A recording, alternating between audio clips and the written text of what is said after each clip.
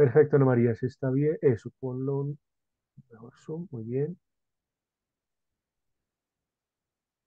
Muy bueno, Ana María, gracias por tu iniciativa, porque de todas maneras también los asistentes que posteriormente quieran hacer el protocolo, pues ya tienen tu propuesta también, que ya sabes cómo elaborar un protocolo de estos encuentros. Entonces tienes la palabra, Ana María. Bueno, pues para realizar el protocolo de la sesión pasada, 27 de agosto, la obra, una investigación Ana sobre... María, por favor, si de pronto te acercas más el micrófono, porque cuando se te escucha muy bajito. Mm, Ahora sí se escucha mejor. Bueno, ¿se escucha mejor? Como estás utilizando estos manos libres, entonces busca allí donde está el icono del micro, busca donde dice micrófono y diles por favor micrófono de los auriculares con micrófono, ¿sí? No el micrófono del sistema, sino que cuando utilizamos estos micrófonos, entonces seleccionamos micrófono de los auriculares con micrófono. Creo que esa es tu situación.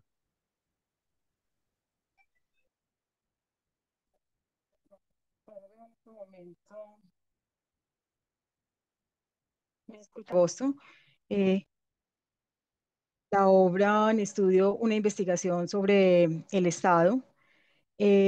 Por favor, si alguna persona quedó fuera de la lista, por favor, no lo hacen como conocer.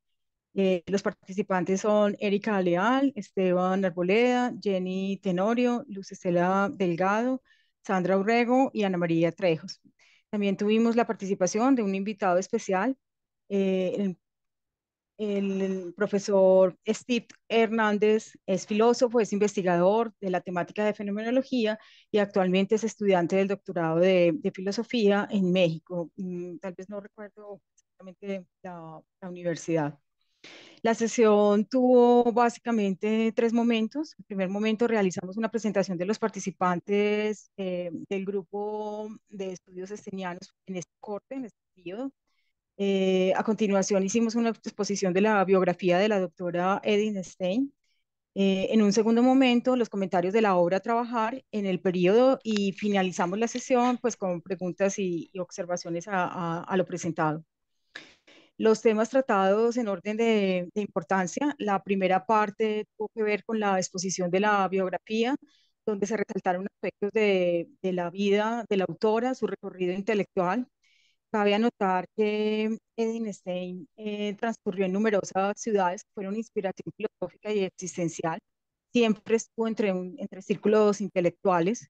Esto hace también parte de su resultado de la riqueza de sus obras filosóficas, de la cual se han realizado trabajos de recopilación, reconstrucción, orden, catalogación de manuscritos estenianos que hacen parte de las obras traducidas que hoy nos permite hacer estos estudios, digamos, o acercarnos, digamos, de esta manera a conocer toda la producción intelectual de la doctora Stein.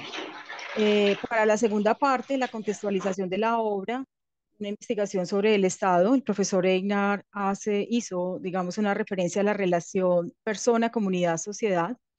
Destaca aspectos de la importancia de tener presente al estudiar la obra de Stein, la comprensión sobre la estructura de la persona, la cual es reflejada en la obra de investigación sobre el Estado.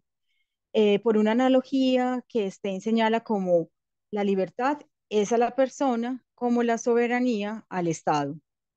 Hay como cuatro conceptos relevantes para tener en cuenta en el estudio de la obra, y esto es algo que tenemos que tener presente, digamos, a partir de este momento que comenzamos, digamos, a hacer la evaluación paso a paso. Otra parte importante que se señala es conocer las líneas filosóficas que anteceden a la producción de la obra dentro de la creación intelectual de Stein. Estas líneas filosóficas se ven reflejadas en esas producciones de su obra. Una de ellas, la tesis, su tesis doctoral sobre el problema de la empatía, y en otras de sus obras, como son Casualidad psíquica, Individuo y comunidad y la introducción a la filosofía. Finalmente se presenta la estructura del documento y se dan las guías o la manera como se llevará el abordaje de la obra durante las próximas sesiones de trabajo. Y como compromisos establecidos, está en esta sesión o en la próxima sesión la lectura de la primera parte, la estructura óntica del Estado, el parágrafo uno, la comunidad estatal. Este es el protocolo que tengo de la sesión pasada. No sé si tengan alguna observación, algún comentario, lo tendríamos como en cuenta para hacer algún ajuste. Muchas gracias. Perfecto, Ana María. Muchas gracias a vos, insisto, por la iniciativa, por el ejercicio. Eh, Efectivamente, un protocolo, digamos que no puede ser más extenso que el desarrollo de la sesión misma. Sin embargo, recoge los principales elementos de discusión, de análisis, porque, por un lado, sirve como, si bien estas sesiones se están grabando y se están publicando en YouTube, pues también es muy interesante ir haciendo una memoria escrita, de tal manera que en algún momento esto nos sirva como insumo para un proyecto de investigación, para sistematizar la experiencia de estos encuentros sincrónicos, para, para pues efectivamente tener ahí como el soporte. Entonces, posteriormente les compartiré unos medios de interacción para que pues a través de este medio también sigamos entonces compartiendo el protocolo, los enlaces, en fin. Cualquier observación a Ana María, por favor en el chat, si alguien quiere, digamos que complementar a partir de la misma presentación Eh, Profe, yo de tengo una Diana. pregunta. Sí, señor. Buenos días, mi nombre es Robert Antonio Aguilar de Popayán. Sí, Estoy en el Robert. curso de Filosofía Contemporánea Sí. y me inquieta saber, profe, y la compañera que acabo de exponer, si, si esta autora es tan relevante, tan importante. No la conocía, no la había escuchado mencionar, sino desde lo que se viene hablando aquí en este espacio. eh, la autora de pronto se tiene en cuenta en el programa de filosofía, en el currículo, o en la filosofía moderna, porque no, moderna o contemporánea, porque de pronto no la he observado por ahí, de pronto en algún foro o sus escritos no, de pronto no han sido como incluidos dentro de las unidades, como estrictamente se incluyen algo otros. Entonces, no sé si se tenga en cuenta esa parte, profe. Muchas gracias. Robert, muchas gracias a vos, hermano. Bueno, en el curso de filosofía contemporánea vamos a abordar a Edith Stein, sobre todo en la segunda unidad.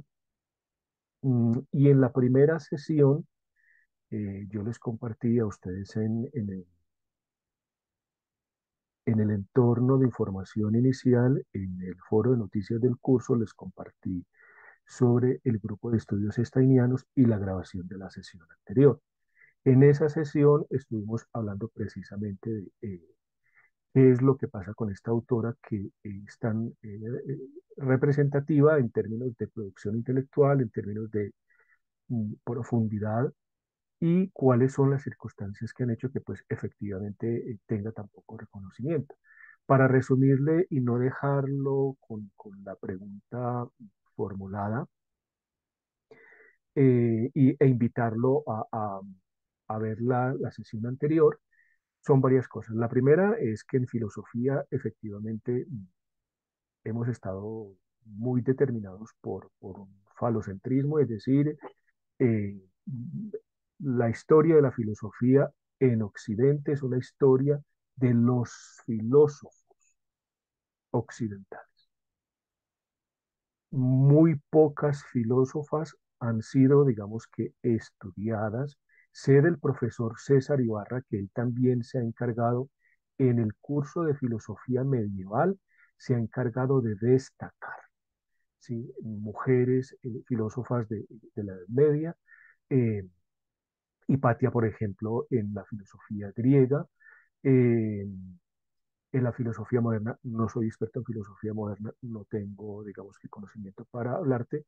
En la filosofía contemporánea, la más conocida ha sido Hannah Arendt, por ejemplo, pero digamos que con igual o más importancia estaría Edith Stein. ¿Sí? Entonces, pues creo que con esto, a grosso modo, respondería tu inquietud y te invitaría, pues precisamente, dado que haces ese reconocimiento, a motivarte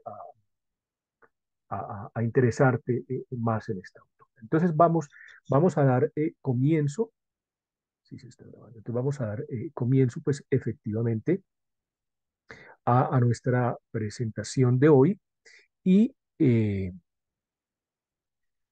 pues vamos a ver entonces en esta primera parte como esta inquietud que ustedes puedan tener sobre esta autora.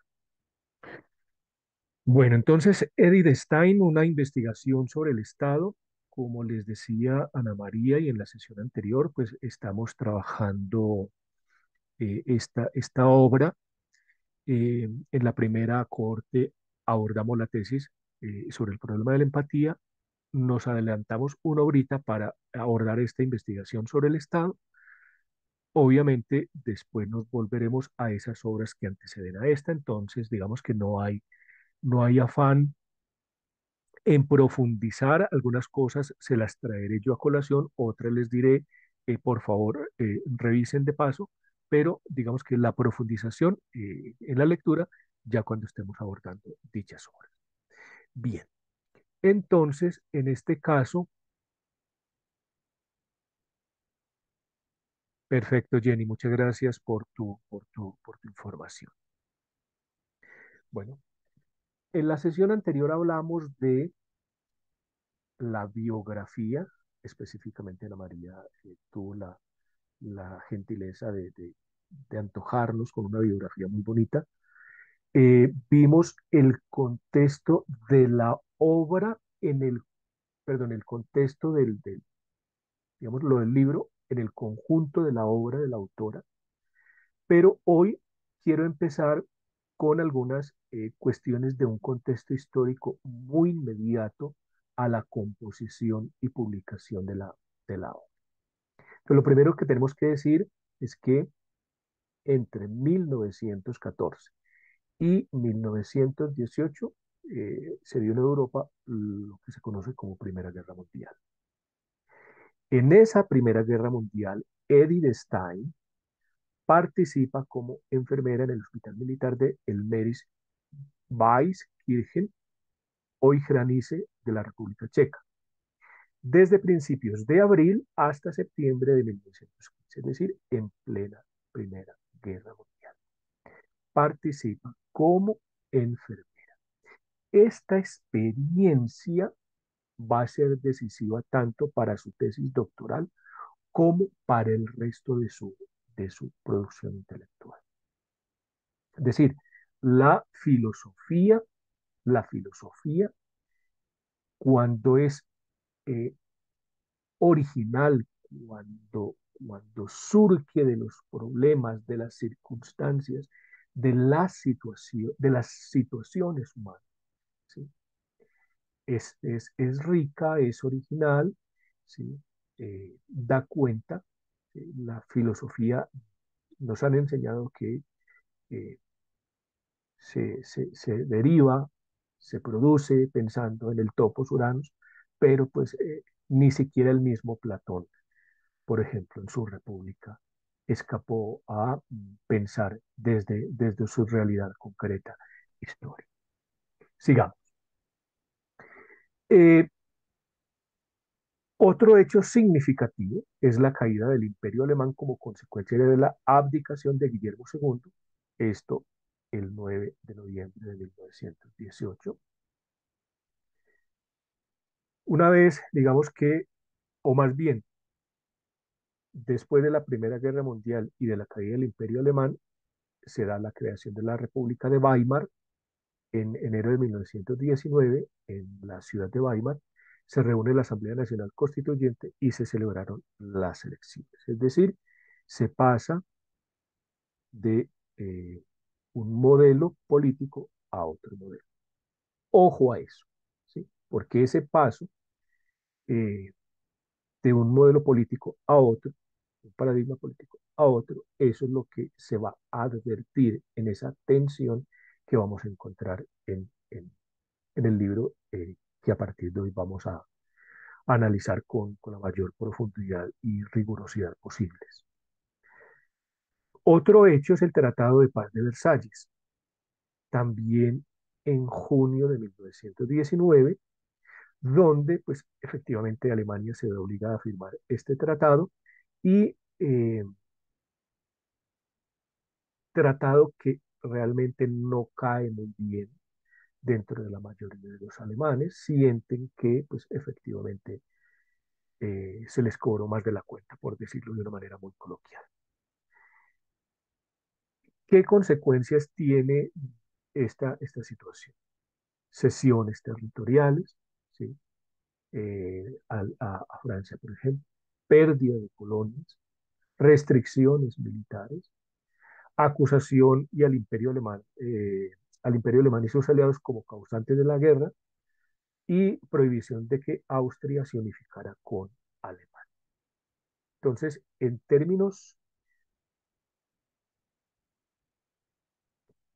políticos, en términos económicos, en términos territoriales, en términos culturales, Alemania, después de la Primera Guerra Mundial, va a sufrir, digamos que, mm, efectos, resonancias de esa Primera Guerra Mundial. Todavía no nos vamos a meter con la Segunda Guerra Mundial, todavía no. Es prácticamente una primera conclusión de este contexto histórico inmediato. A Edith Stein le toca vivir la Primera Guerra Mundial, servir como enfermera y morir como víctima en la Segunda Guerra Mundial. Recordemos que ella muere el 9 de agosto del 42 en los hornos de Auschwitz. Bien, entrando ya en materia, entonces vamos a considerar en ese parágrafo 1 la comunidad estatal. Recordemos que la primera parte, vamos, primera parte, parágrafo. La primera parte es la estructura óntica del Estado y el parágrafo 1, la comunidad estatal. ¿Qué se quiere, qué se entiende en su momento? Insisto, nos tenemos que contextualizar en el momento en que la autora está escribiendo esta obra.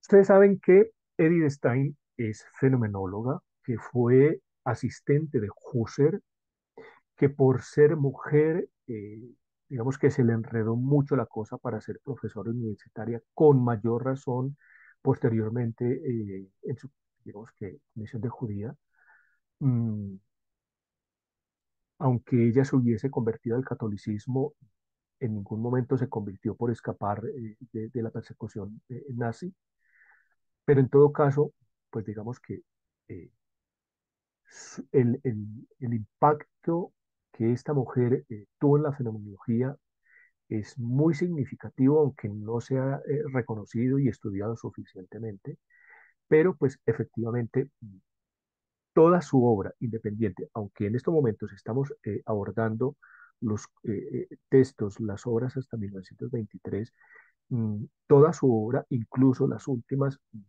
digamos que ella eh, piensa mediante o a través o por medio del método fenomenológico.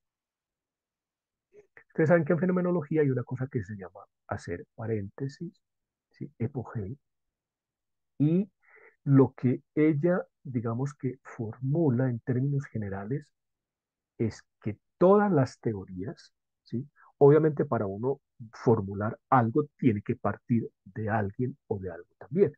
Entonces, ella dice que todas las teorías coinciden en que el Estado es una forma de sociedad. A partir de su estudio, a partir de su investigación, concluye que el Estado es considerado una forma de sociedad. ella va a tomar distancia y por eso pone entre paréntesis, esa hace epogé de todas las teorías y se dedica vía fenomenológica a hacer pues precisamente un estudio sobre la estructura óptica del Estado. ¿Sí? Entonces, método. En estas páginas donde están señaladas lo pueden buscar literal. Examinar las distintas formas de convivencia de los sujetos. Examinar las distintas formas de convivencia de los sujetos. Y analizar la estructura óntica. ¿Qué se entiende por estructura óntica? Los rasgos estructurales, permanentes, idénticos, invariables del Estado. ¿Qué es lo que constituye, qué es lo que caracteriza a un Estado como tal? ¿Cuáles son esas características sine qua non un Estado no sería un Estado? Entonces vamos a ver varios elementos en términos generales. Corresponde a su estructura óntica, por supuesto, corresponde a su estructura el que en él vivan sujetos y ejerzan funciones. Ese es un rasgo estructural, es un rasgo permanente, idéntico, invariable. Es decir, un Estado sin sujetos no sería un Estado. Simple y llanamente esto. Voy a silenciar esto que no me interrumpa. Entonces, esa es una condición sine qua non. Un Estado no es un Estado si en él no viven sujetos, no viven personas y no ejercen funciones dentro del Estado.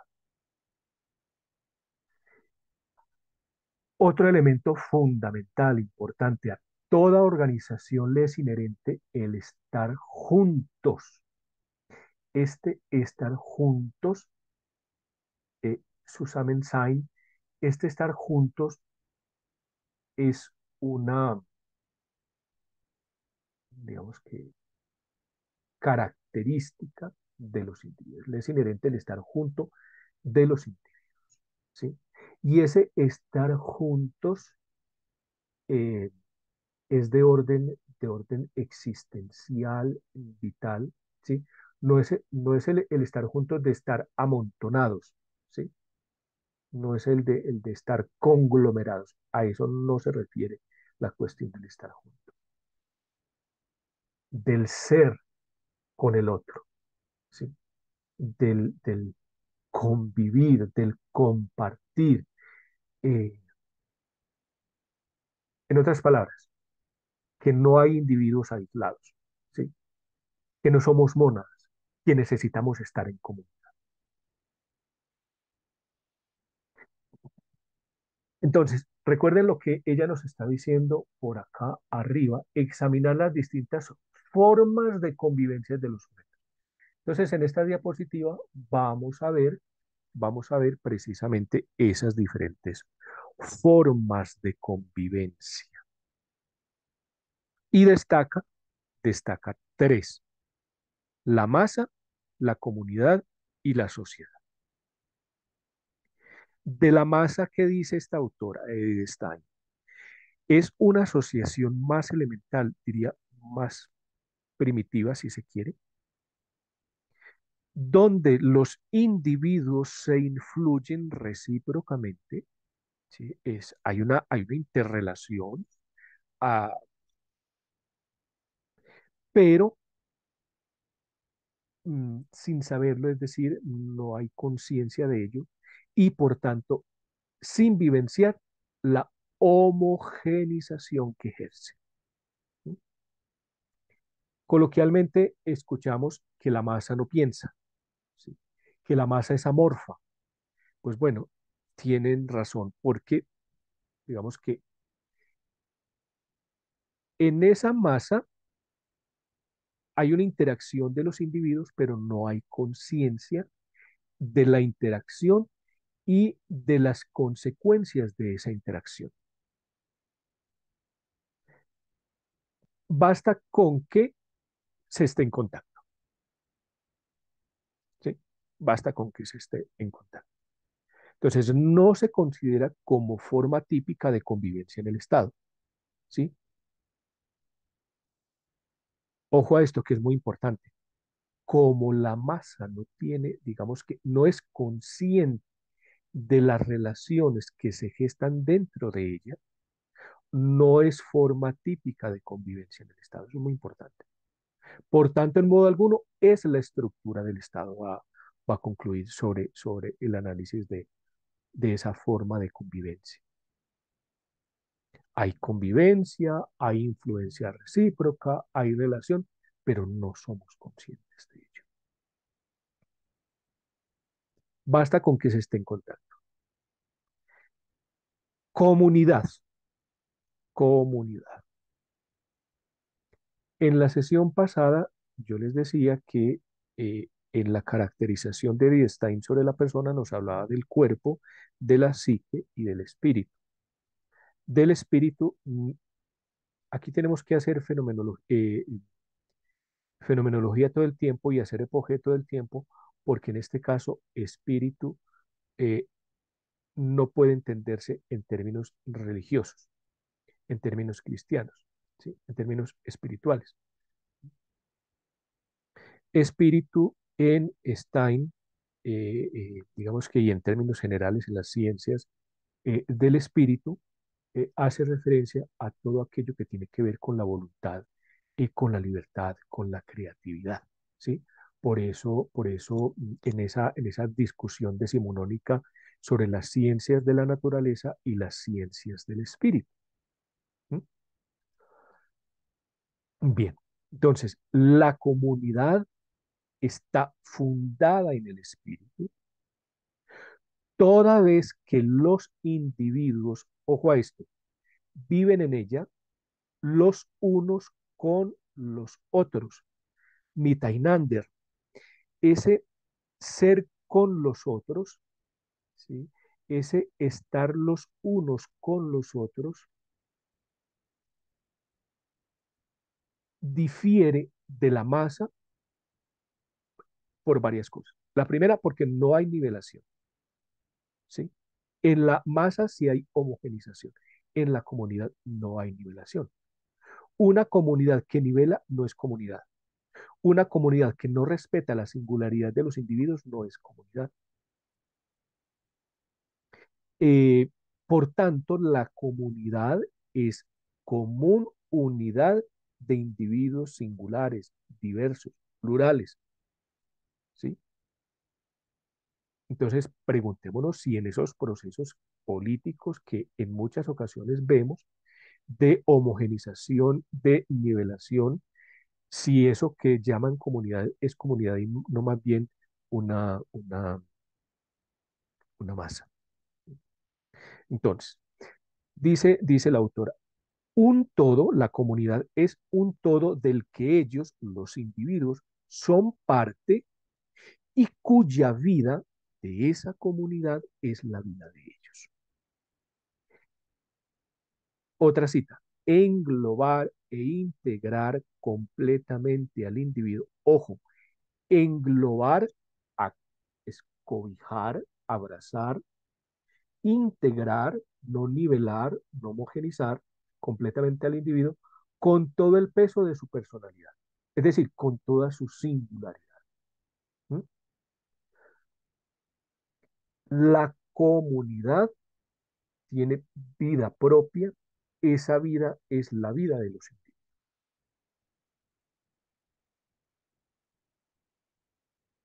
El tercer concepto de sociedad ya dice Stein que en una sociedad los individuos son objetos, ya no son individuos, ya no son singulares, son sujetos objetivados. Y en ese orden de ideas, la sociedad es una variante racional de la comunidad. Entonces, recuerden por qué Stein al principio hablaba de que todas las teorías coincidían en que el Estado es una forma de sociedad. Ella va a decir lo siguiente: la tesis que se advierte es: los estados se construyen sobre la base de la vida de una comunidad, sobre la base de la vida de una comunidad.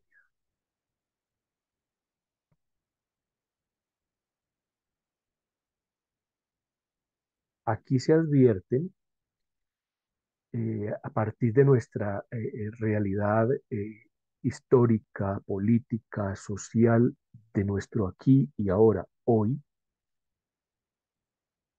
eh, cuáles, digamos, que han sido las formas que han predominado en Colombia y cuáles son las que se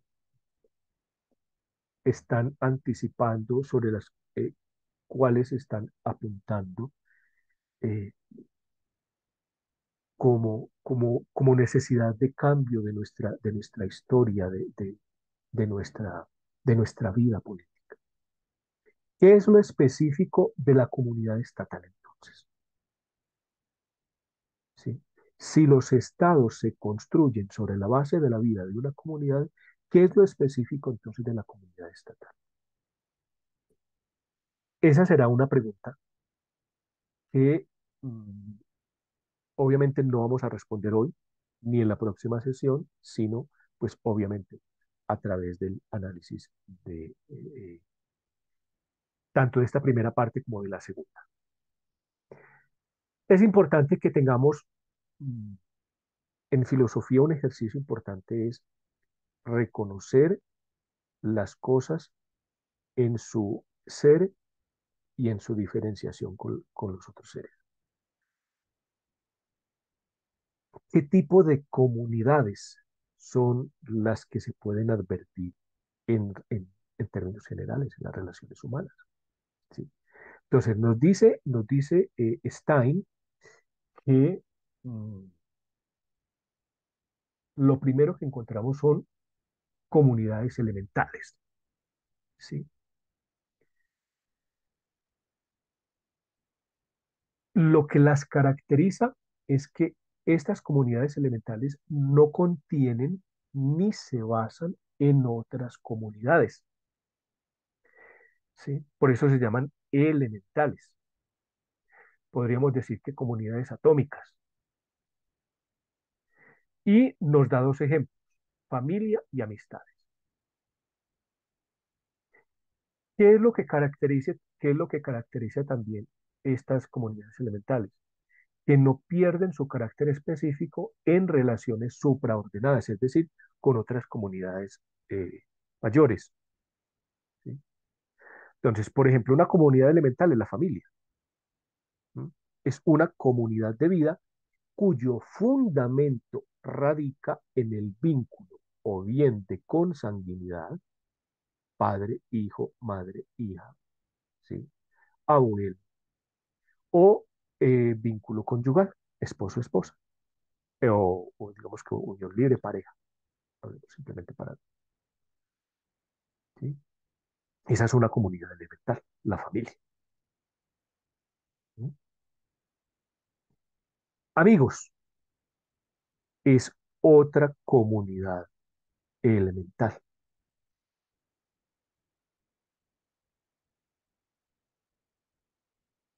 Ahora, es una comunidad de vida que no está unida en términos de conyugales o de consanguinidad, sino que está unida por las cualidades de las personas,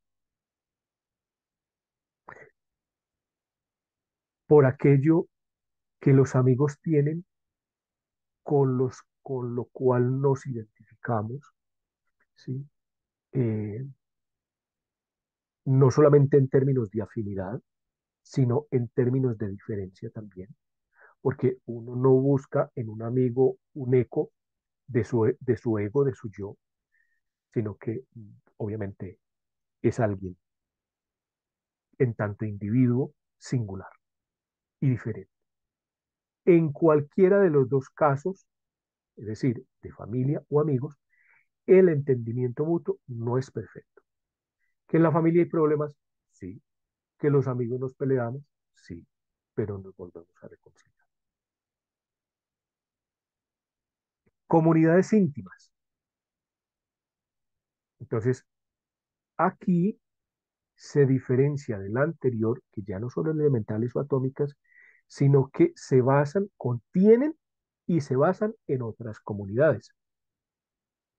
Por ejemplo, un clan, pueblo, una comunidad religiosa no en el sentido de vida consagrada, eh, qué sé yo, de los benedictinos, de los franciscanos, ¿sí? No es en ese sentido. Por ejemplo, los cristianos, ¿sí? Son comunidades íntimas. Y dentro de los cristianos están eh, católicos, protestantes, etcétera. Partidos, corporaciones. Un partido es una comunidad íntima. Las comunidades más pequeñas son tributarias de la estructura de la comunidad que le engloba. Es decir, la más pequeña le debe a la mayor. No pierden carácter específico en sus relaciones supra o subordinadas. Es decir, las comunidades íntimas en su relación con digamos que los partidos, por ejemplo, no pierden el carácter específico de partido en relación con comunidades mayores o menores en el caso de la familia de los amigos. ¿Sí? Dentro de un partido puede haber una familia o un grupo de amigos, ¿sí? O en un partido puedo tener amigos, puedo hacer amigos, pero digamos que no se identifican. Una cosa es un partido, otra cosa es mi grupo de amigos, aunque digamos que eh, estén, digamos que en ese tipo de relaciones supra o subordinadas. La comunidad universal, la comunidad universal reúne a los individuos espirituales e integra a las comunidades particulares. No está dominada por ninguna otra comunidad. Su organización depende del género, número y relaciones recíprocas de las comunidades que la integran. Existe como potencia de las comunidades íntimas. No pierden su carácter específico en sus relaciones subordinadas.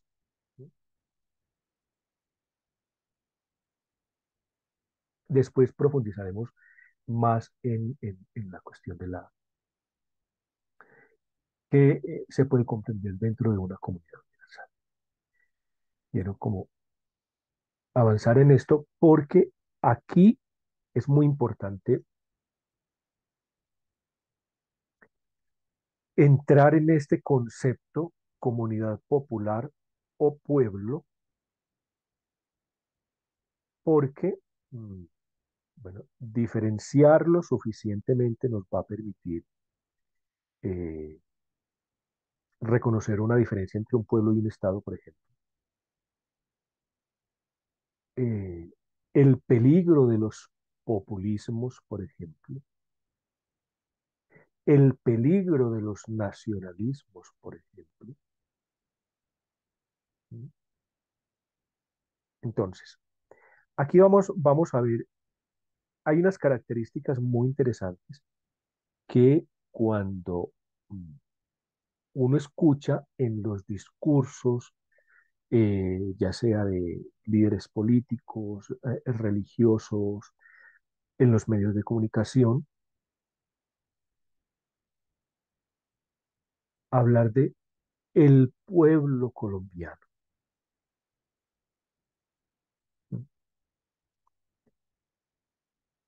Lo primero que uno tiene, bueno, los que estamos en este ejercicio de ir aprendiendo filosofía y a filosofar, uno tiene que pensar qué es lo que esta persona tiene en mente cuando habla de pueblo colombiano, ¿sí? Lo que nos dice Edith Stein sobre la comunidad popular o pueblo, lo que caracteriza, vamos a ver algunas cosas. Entonces, dice, abarca una multiplicidad abierta de individuos, multiplicidad abierta, individuos, sin tener en cuenta sus particularidades. No pretende nunca hacerse cargo de toda la vida personal de los individuos, es decir, no se mete con la singularidad. Cada vida individual, personal, disfruta en ella de un espacio de juego. Este espacio de juego, eh, Spielraum, en Stein hay que comprenderlo de un modo diferente por ejemplo, al que vemos en los escritos tardíos de Martin Heidegger. Entonces, para que, o sea, un concepto en un autor no necesariamente coincide con eh, el concepto con la comprensión que ese concepto tenga otro autor. Lo que constituye a una comunidad como tal es preciso que, dos puntos, dice, primero, circule una corriente de vida. Es decir, ¿cuál es esa vida que le da a ese pueblo o a esa comunidad popular vitalismo? ¿Sí? Que la hace ser una comunidad viva, que la hace ser ese pueblo, ¿sí? Y no otro pueblo. ¿Mm? Esa corriente de vida, ese aire que respiramos todos, ¿sí? Del que participamos todos, también dice una conciencia comunitaria que abarque intencionalmente a toda la multiplicidad abierta. Es decir, es una multiplicidad abierta de individuos, pero no por ello cada quien es una rueda suelta, aunque se respeta su singularidad. En la comunidad popular hay una conciencia de comunidad. Un tercer elemento sería una comunicación continua de solidaridad. Ojo a esto.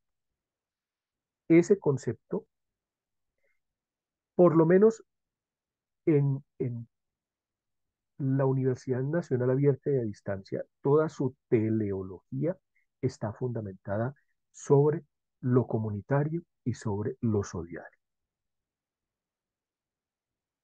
Por eso este autor incluso también en términos de fundamentación de nuestro modelo pedagógico unavista, también es muy significativo.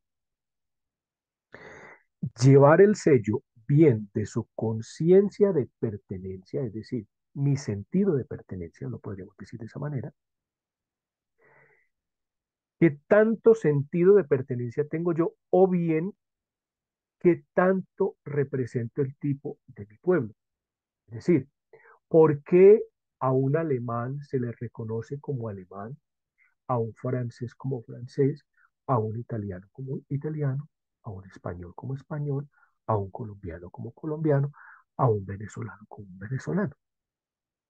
¿Cuál es ese tipo que hace que el español sea español, el italiano italiano, el colombiano colombiano, el venezolano venezolano, aunque en el caso de Venezuela y Colombia seamos pueblos hermanos?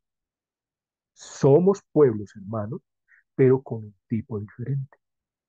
Un tipo que confiere ciertos acentos, matices a la estructura personal de sus miembros, a la forma como nos comportamos, nuestra idiosincrasia, nuestro acentico, ¿m?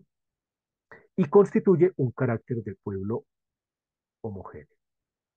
Una comunidad con la amplitud y la plasticidad de un pueblo solo se lo puede tomar como, ojo a este, que es una condición, doble condición. Dice la autora, que está entre comillas, una comunidad con la amplitud y la plasticidad de un pueblo, ojo a esas características, amplitud y plasticidad, solo se lo puede tomar como comunidad de pueblo, comunidad popular, si y solo si de su espíritu nace una cultura propia. Ojo a esa condición, a esa doble condición. Una comunidad popular o pueblo, caracteriza, perdón, es que de su espíritu nazca una cultura propia. determinada por un carácter específico. ¿Cuándo un pueblo deja de ser pueblo? Cuando se extingue su fuerza creadora espiritual. Y en esto nos tenemos que pensar todos. Uno, nuestra cultura. Dos, nuestra fuerza creadora espiritual. ¿Cuál es la responsabilidad del filósofo con esa cultura? Nietzsche va a hablar de el filósofo como médico de la cultura, ¿sí? Y si en este caso nosotros a partir de lo que estamos leyendo, lo que estamos viendo, podríamos hablar de la misión del filósofo como un guía espiritual, pero guía espiritual en el sentido de religioso, insisto, ¿sí? El monje y el cura no necesariamente coinciden con el filósofo. Y los dos pueden ser guías, digamos que los dos tipos pueden ser guías espirituales, ¿sí? ¿De qué manera nosotros como filósofos vamos a incidir en nuestras comunidades para potenciar esa fuerza creadora espiritual? ¿Sí? Encontramos, otra cita de la autora que me parece muy significativa, encontramos en esta autonomía cultural, ojo a esto, autonomía cultural, perdón, antes de abordar esa cita, hoy se habla de soberanía alimentaria, hoy se habla de soberanía. Bueno, pensemos si es el momento para pensarnos también en términos de soberanía espiritual. Es decir, si como pueblo colombiano nosotros tenemos una fuerza creadora espiritual en virtud de la cual tengamos una cultura propia, es decir, que no estamos copiando de otros, que estamos produciendo nuestros valores culturales en términos de arte, en términos de música, en términos de literatura, en términos de poesía, en términos de filosofía, en términos de ciencia. Todo eso hace parte del mundo espiritual.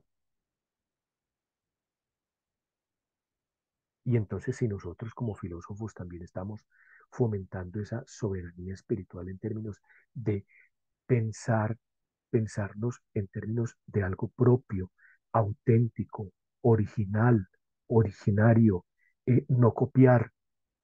¿Mm? Ahora sí, retomo la cita. Encontramos en esta autonomía cultural por la que se especifica un pueblo, ojo a esa, que es una característica fundamental de un pueblo. Estamos hablando de las estructuras ónticas. Autonomía cultural es una característica que compone la estructura óntica, en este caso, de una comunidad popular o por la cual se especifica un pueblo. Un curioso reflejo de la soberanía como específico, como característica específica del Estado, y por decirlo así, el fundamento material de esa autonomía formal. La autonomía cultural, ojo a esta analogía, de la misma manera como en la sesión anterior hablábamos de que la libertad es al individuo, como la soberanía es al Estado, en este caso vamos a hablar de la autonomía cultural es a una comunidad popular o pueblo, como la soberanía es al Estado. Es más, la autonomía cultural, dice Stein, es el fundamento material de esa autonomía formal, es decir, de la soberanía. Autonomía cultural, fundamento material de la soberanía. Un pueblo, dice Stein, es una comunidad de fuerzas espirituales productivas y posee una creatividad propia, la que se manifiesta en las obras de la cultura. Entonces, cuando nosotros estiramos nuca y decimos es que el pueblo colombiano es lo mejor, pensemos en qué somos mejores, cuáles son nuestras obras. A través de esas obras de la cultura, nosotros damos cuenta de nuestra fuerza espiritual productiva.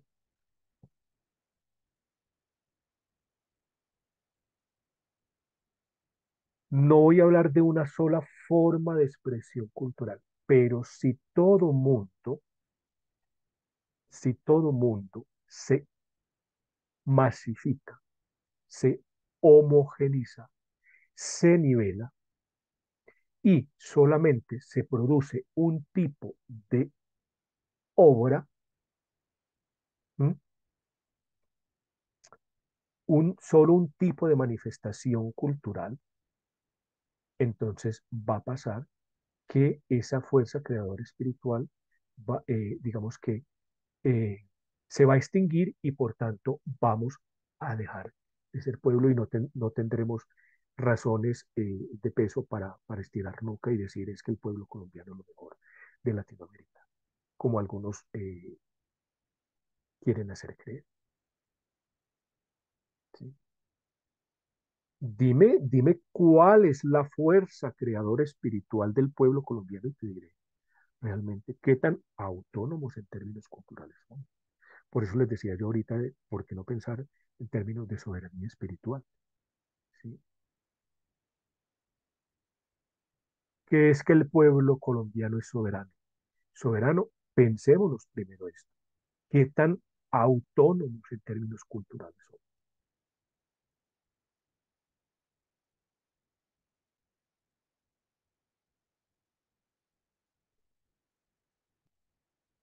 Una, una característica que se advierte allí no está suficientemente desarrollada, posteriormente la encontraremos. La comunidad estatal, es decir, el Estado, la comunidad estatal comprende a y es comprendida en otras comunidades. ¿Cuáles? Comunidad, lo que dice Stein. Recuerden que ella hace el giro de el Estado conformado por una sociedad a el Estado conformado por comunidad. Entonces, ¿cuál es el carácter de estatalidad? ¿Qué es lo que hace? ¿Cuáles son las características que nos permiten reconocer las características ópticas de un Estado? Autosuficiencia, soberanía. Eh, en la página 620 del texto que estamos viendo, hay una cuestión que después hay que revisar con más detenimiento, no sé si nos dé tiempo para hacerlo en este espacio o para que lo hagan de manera individual. Solo, que, solo quiero llamar la atención, perdón, sobre una cuestión de autarquía versus soberanía. La autora tiene en cuenta la ética Nicómaco, el capítulo 5 de Aristóteles, en esa discusión de autosuficiencia, soberanía, y en la página 620 vemos una, digamos que, discusión en torno a la autarquía y la soberanía.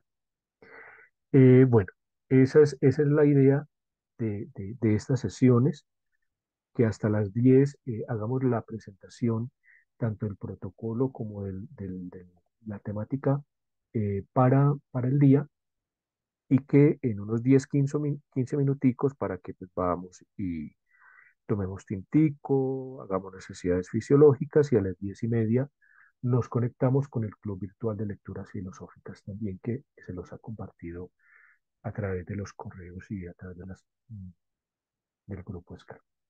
Con esto termino, compañeras, compañeros. Mm, Entonces, se abre la discusión. ¿Quién quiere empezar a intervenir? Por favor, levante la manito. Recuerde que para levantar la manito, en la barra de iconos aparece reacciones. Allí en reacciones está levantar la mano. No se les olvide, por favor, diligenciar la asistencia. ¿Quién quiere empezar?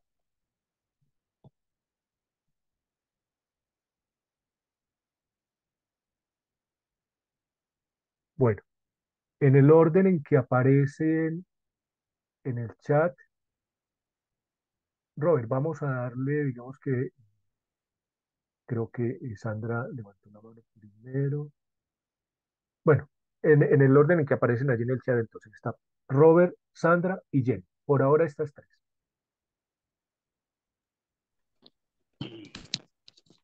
Eh, ¿Me escuchan? Sí, señor. Adelante, mi hermano. Muchas gracias, profe, por esa interesantísima disertación. Pues yo más o menos... Perdimos tu audio, otro, mientras que hace ruido. ¿Escuchan ahí? Sí, señor.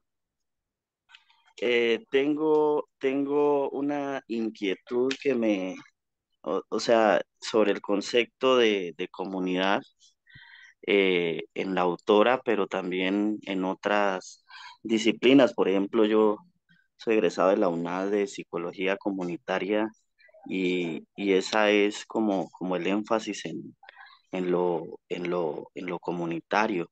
Ok. Pero entonces acá se le está dando un énfasis desde lo comunitario relacionado con el Estado y entonces mi pregunta sería, o sea, ¿cómo hablar de comunidad en una sociedad de conflicto? O sea, por ejemplo, en la sociedad colombiana que está, que tiene muchas rupturas en el sentido de la violencia, de las necesidades de las necesidades de la gente de lo rural, porque no son las mismas esas necesidades de lo rural a una gente de pueblo, a otra de las grandes ciudades. O sea, cómo se articula ese concepto de comunidad.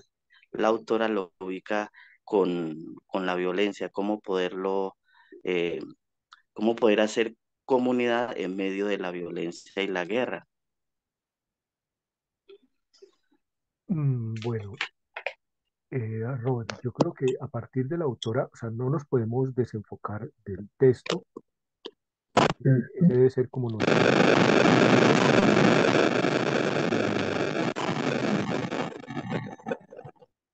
Eh, no podría, digamos que, por un lado, no soy psicólogo, entonces no podría hacer un contraste entre la perspectiva psicológica de la comunidad y la perspectiva filosófica de la comunidad, o la perspectiva política. Son, digamos que, al menos desde la autora, yo respondería a tu pregunta. ¿Qué es lo que hace que una comunidad pierda sus características de comunidad? ¿Qué es lo que hace que una comunidad se fraccione, que una comunidad entre en conflicto interno, eh, que viva, digamos que lo que usted acaba de reseñar? Pues revisemos dentro de esas características que desde la autora se nos ha permitido, ¿sí? Revisemos cómo estamos nosotros en términos de sentido de pertenencia, en términos de solidaridad, en términos de libertad. Recuerden que todo el tiempo la autora nos está hablando del espíritu, el de la voluntad, de la libertad, de la capacidad de decidir, ¿sí? Eh, y en términos culturales, qué tan autónomos, qué tan auténticos, qué tan originales somos. Eh, en términos de creación propia, de creación espiritual, ¿sí? Eh, todas esas características que se pueden, se pueden inferir, que se pueden recoger, que son las características que hacen que una comunidad sea comunidad y no masa y no sociedad, ¿sí?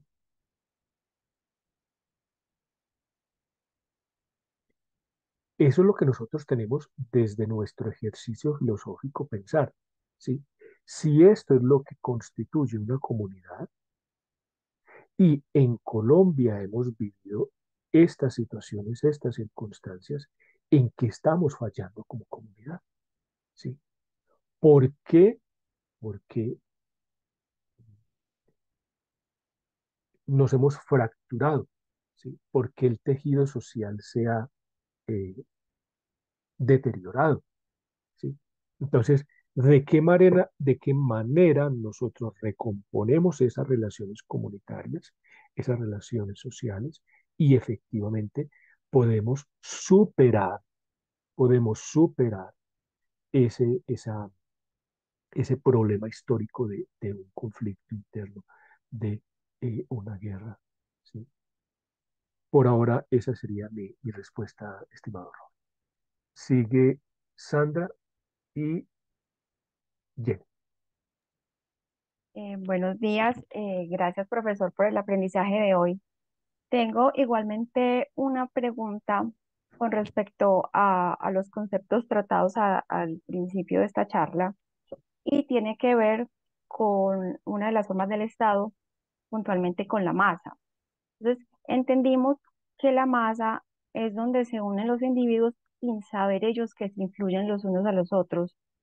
Entonces, mi pregunta tiene que ver con qué es entonces lo que motiva a esos individuos a unirse en masa o a formar la masa.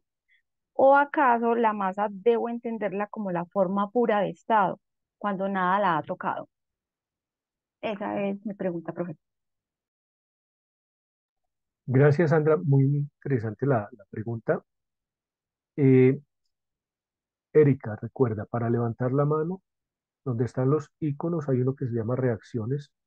Es una carita con un más arriba. Picas allí y ahí aparece la opción de levantar la mano. Sandra, em, teniendo en cuenta que la autora es incisiva en decir que no hay conciencia de que no hay, que hay una influencia, pero que esos individuos no lo saben y que no son conscientes de la homogenización en la que caen masificándose, homogenizándose, nivelándose.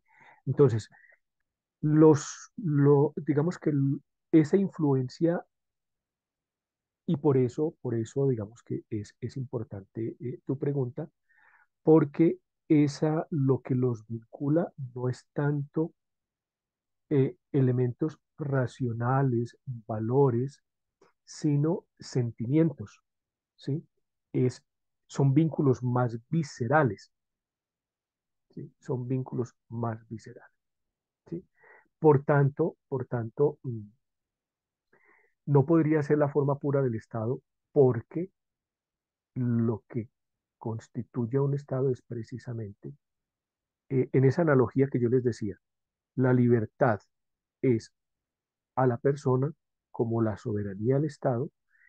Por tanto, si no hay libertad en la persona, digamos que su voluntad está sujeta a sus sentimientos, a sus emociones, a sus vísceras, ¿sí? Por eso digamos que en la actualidad, en la actualidad la política se ha más bien una, bueno, no la política en términos propios, sino que es la propaganda política sucedánea, ¿sí? Porque no recurre a las ideas, no recurre a los argumentos, sino que recurre a las emociones, a lo más visceral que nos pueda a nosotros eh, mover, porque no dejamos de ser cuerpo. Stein es de las autoras que Husserl plantea la cuestión, pero la deja en el aire. Stein la recoge, se la apropia y piensa la persona en términos, no solo en términos de psique, de alma, de espíritu, sino cuerpo ante todo. ¿Sí? Eh, por ahora sería esa respuesta, estimada Sandra. Jenny, César, Jorge y con Erika terminaríamos entonces. Hola, profe, muchas gracias. Voy a prender mi cámara. Yo estoy hoy desde la universidad también. Escuchándolo hablar cuando tocó el tema de lo cultural y de lo espiritual eh, en el texto de la autora, me surgió a mí una inquietud.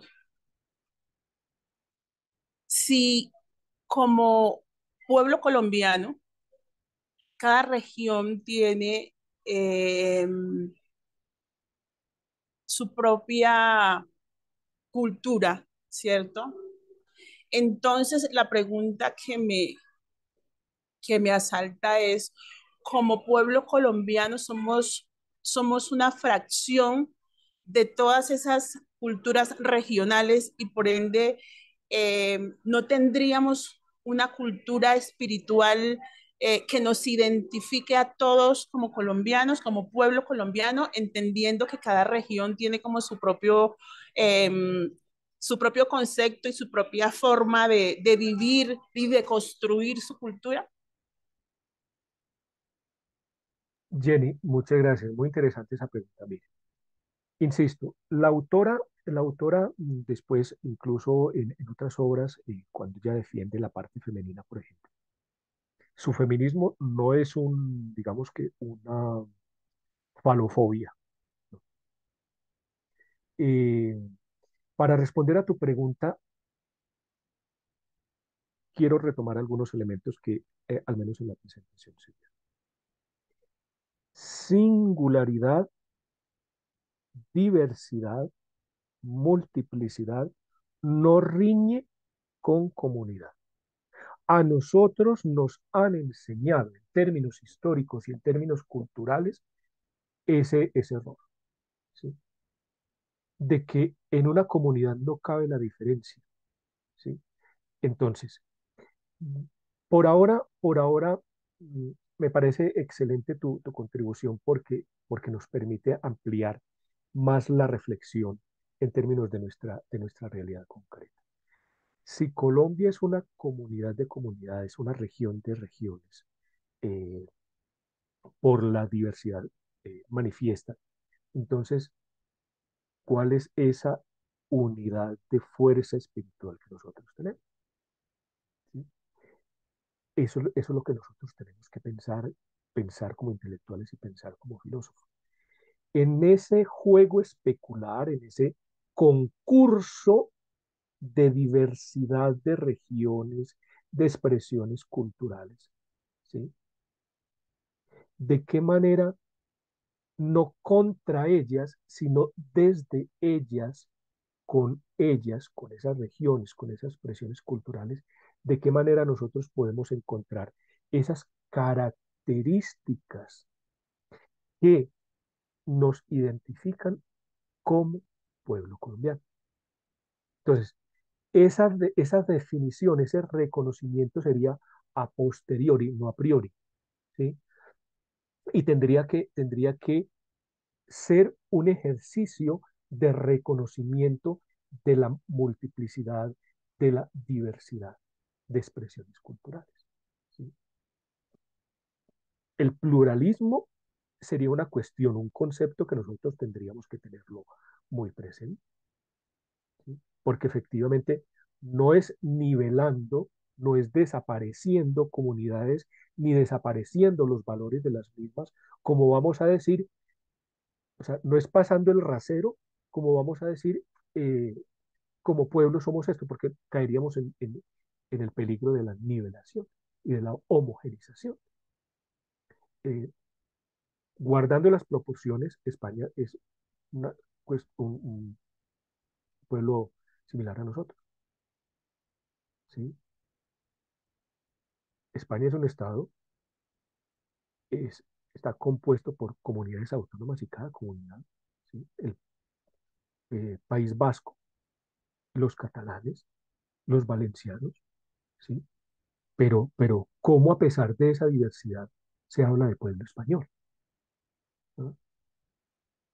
Adelante, César.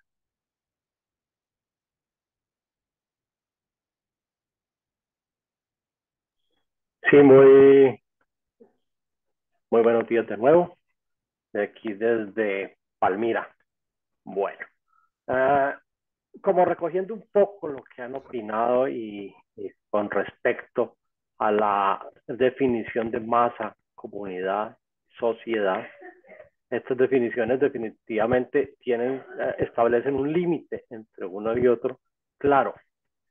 Sin embargo, y esto en mi forma de ver y como opinión muy personal, es que últimamente, y lo estamos viendo en posterior campaña para presidencial y en general en nuestra vida actual y con el auge de los fake news, cómo estas palabras o estos conceptos pierden muchas veces sus límites y se confunden. Entonces, masa con comunidad, con sociedad, depende de lo que yo necesite para hacer mi proselitismo político, de la facción que sea, derecha, izquierda, centro, la cualquiera. Entonces, veíamos como algunos hablaban de las masas que piden, que claman, pero otros decían a nombre, no, a nombre de nuestras comunidades, que son... Y yo creo que estas fake news son lo peor que nos puede estar pasando en este momento, porque en vez de aclarar las cosas las están confundiendo. Y gracias a que no, la claridad que debía haber en estos conceptos tan básicos para la vida en sociedad, conceptos que debían ser, que son, que aprendimos, yo por lo menos de alguna forma los aprendí en mi educación básica primaria. Hoy en día la gente lo está aprendiendo es por YouTube, por Facebook o por bueno, todas esas redes sociales y toda la divulgación, los divulgadores de noticias falsas. Entonces, yo lo que siento y pienso más que pregunta es, o bueno, la pregunta es, ¿a dónde vamos con esto? ¿Será que vamos a volver a enfocar la educación o mejor dicho, empezar por aprender qué es noticia falsa y qué no? Y dónde está la fuente del conocimiento, que no definitivamente no está ahí. Bueno, esa era mi opinión personal, profesor, y me gustaría escuchar su opinión al respecto. Muchas gracias, César. Para ser muy concreto, porque el tiempo se nos está agotando, creo que estamos en un momento histórico en el que para poder superar este lastre histórico del conflicto, para poder ser ciudadanos libres, autónomos, críticos, participativos, constructivos, propositivos, ¿sí? Efectivamente, la educación en términos generales, ¿sí? La educación en términos generales y la educación en sociales, en humanidades, en artes, la forma como nosotros tenemos que recomponer este tejido social, pues efectivamente se tendrá que dar a través de el desarrollo de un pensamiento crítico, de un pensamiento creativo, de un pensamiento cuidadoso. Por ahora sería eso, mi hermano. Jorge.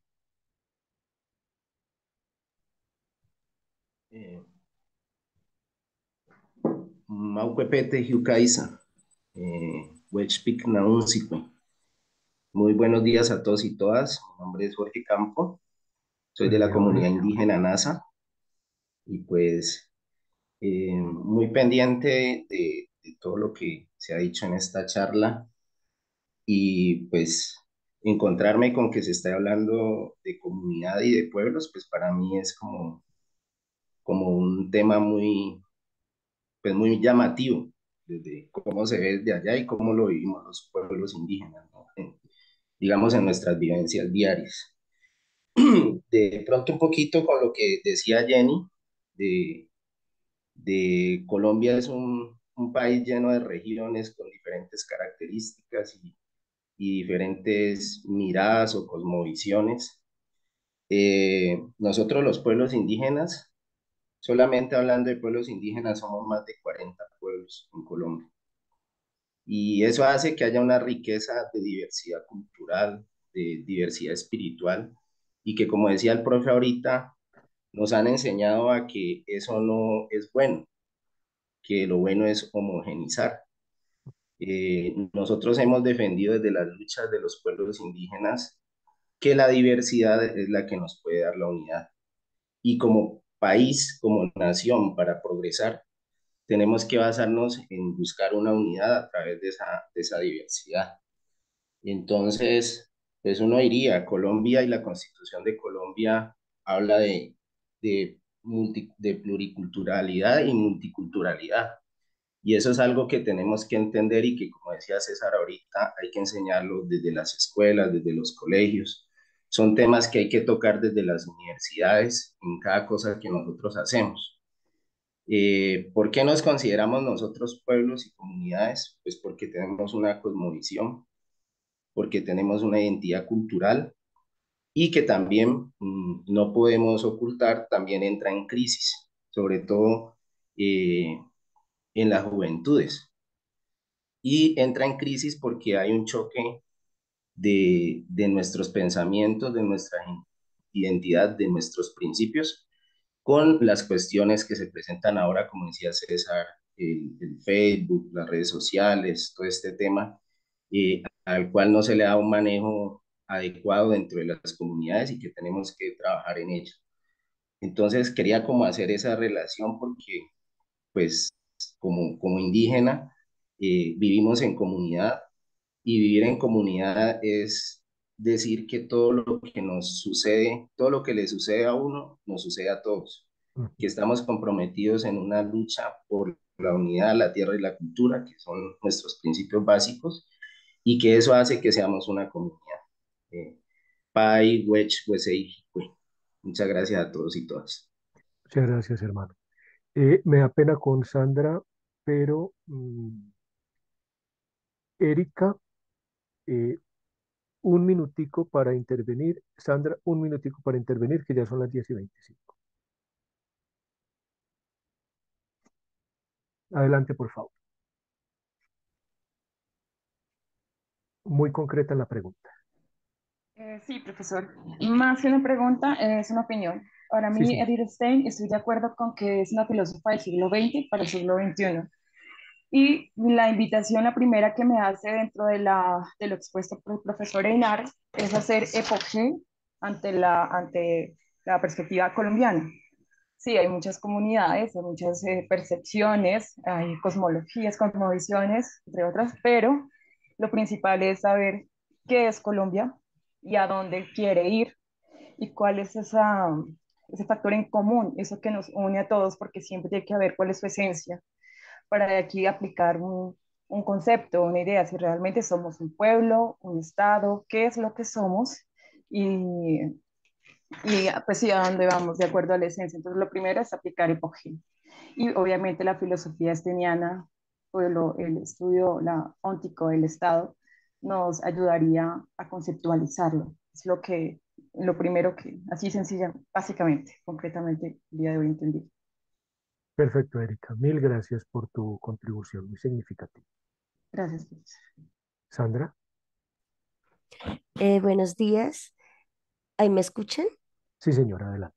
Bueno, gracias. No, también quería decir, bueno, hoy es mi primera asistencia a la sesión. Realmente sí, quería como algunos puntos. Uno de esos el profe Einar lo manifestaba en el encuentro anterior, viendo la grabación, y es que pueden haber muchos prejuicios para uno empezar a estudiar o a conocer pues algún autor, diferentes autores. En parte me identifico con eso, aunque uno trata siempre de romper con todos esos prejuicios. En mi caso, tal vez no me hubiera acercado a ella más por la parte del misticismo, por ver esa parte. Sin embargo, pues han sido muchos los autores que han tenido grandes aportes y así pues uno no se identifique hasta cierto punto con esas creencias. Entonces, cuando veía la grabación y el profe notaba eso, me sentía completamente identificada, y pues es algo a trabajar. En cuanto a lo me pareció muy interesante y sentí gran empatía con ella, pues al saber que es una filósofa, pero más también en ese contexto en el que se encontraba y pues verla, todo lo que tuvo que haber sucedido, me causa bastante curiosidad que pudo haber logrado en medio de tantas, pues de todo esto de todas estas adversidades que ella vivió. Y por último, pues con lo que acaban de exponer los compañeros sobre la diversidad y la multiculturalidad, me parece algo tan apropiado para este momento, precisamente porque se está hablando eh, bueno, como de la ciencia homogénea y toda esta discusión que hay a través del Ministerio de la Ciencia y bueno, con el nuevo gobierno y todo esto son temas realmente actuales y son temas que van a, que apuntan directamente hacia una organización social y a varias cosas, entonces me parece de bastante actualidad y quería darles las gracias por todo lo que han expuesto. Muchas gracias, profe. No, muchas gracias a vos, Sandra, por tu intervención, por tu asistencia. Entonces, pues nada, me alegra mucho escuchar sus intervenciones, reconocer sus rostros y pues que efectivamente hubiesen quedado motivados para vernos dentro de 8 días. Un fuerte abrazo y entonces vamos a el Club Virtual de Lecturas Filosóficas.